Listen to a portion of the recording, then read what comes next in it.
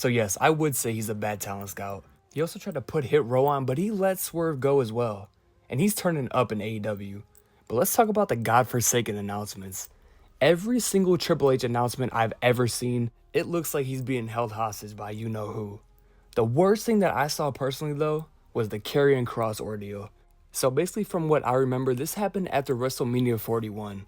So Kross cut a pipe bomb style promo straight after WrestleMania, and he cut deep. This was the realest shit I've heard in a minute. You could tell he was still putting wrestling first, but was still real emotion spilling out of him. I mean, he was mad for good reason. 20 years of wrestling experience to miss WrestleMania to a YouTuber that scams his fans.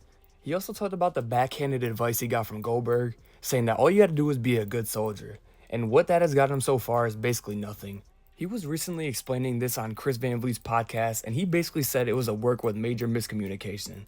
By the way, look at the way Scarlett was looking at him. That is beautiful, I can't even lie. But after this, Kross was undeniable.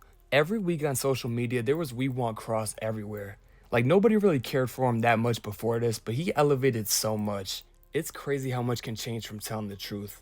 But Triple H couldn't escape this, so after the SummerSlam post-show, the crowd started chanting "We Want Kross," and Triple H switched this and heard it as "We Want Brock," and he shooed them away, I guess. When I first heard this, I thought it was fake. This sounded so tone-deaf and was just out of left field. I was genuinely shocked he said this. So the number one rule of wrestling is to connect with the audience. He does that, and you let him go. But even crazier than that, Karrion Kross was a Triple H guy. Let's go back to 2020. So NXT in 2020 was mainly a skitty, indie like mode of talent, where it was pure work rate guys like Johnny Gargano, Adam Cole, Finn Balor, guys like that.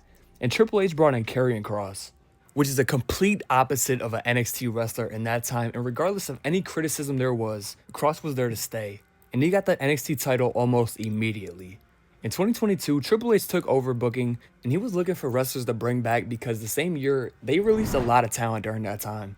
And he called up Kross, and within the same day, they made a deal and Karrion Kross and Scarlett returned to SmackDown. They seemed like they were boys, but I kept thinking about it, and I think I know why.